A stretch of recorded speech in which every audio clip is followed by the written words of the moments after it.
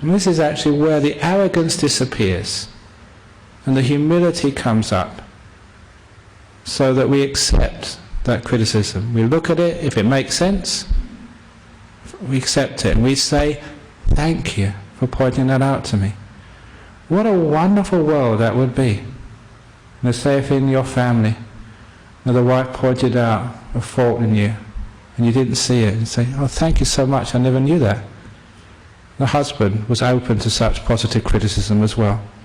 Imagine what a world would be like if Mr. Bush had heard that criticism and said, oh yeah, I never saw that, thank you very much. I still dream, I live in fantasies, but nevertheless, you can understand where we're getting at. That way we're working for a better world. We actually listen to each other and we grow. And one of the biggest problems of our current world is people just don't listen. They go behind their dogma, which is their ego. And some people, they don't take an ego just themselves. You're not telling me that, it's my group. You know, the group egos.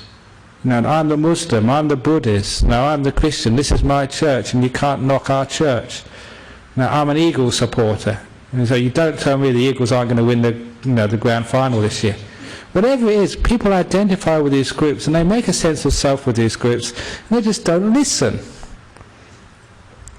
So the point of this talk is that when we understand more truth, especially not to ally our sense of self and ego, with these views we have and with these actions which come from our views, we're more open to change.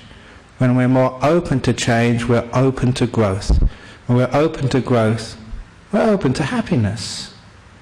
We can have a happy world, but we have to let go of our sense of this permanent sense of self, which is so often rooted in the past and is not open to evolvement and growth.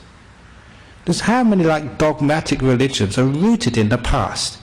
How many dogmatic ideas in politics are just rooted in the past, well past their use-by date, but people just will not let them go for something better.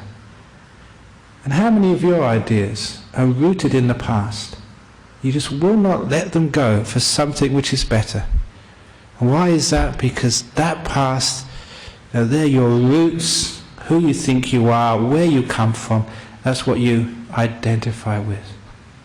Maybe one of the reasons why Australia is a reasonably tolerant country is because we've all come from other places. And sometimes we are rootless when we migrate to Perth.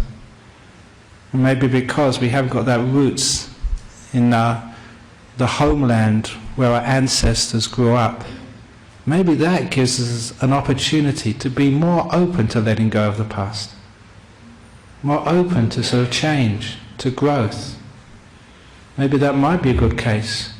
That maybe you can only live in a country for about 5 years and you've got to migrate to somewhere else.